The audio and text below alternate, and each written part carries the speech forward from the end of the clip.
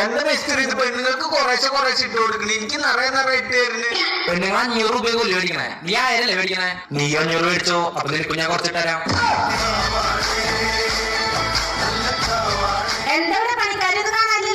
നിങ്ങക്ക് എന്താ കണ്ണ് കണ്ടൂടെ? ഞങ്ങൾ പിന്നെ പണിക്കാരില്ലാതെ മാടുകളാണോ? ഞങ്ങൾ എന്താ ഇവിടെ മേഞ്ഞോണ്ടിരിക്കാന്ന് വിചാരിച്ചേ?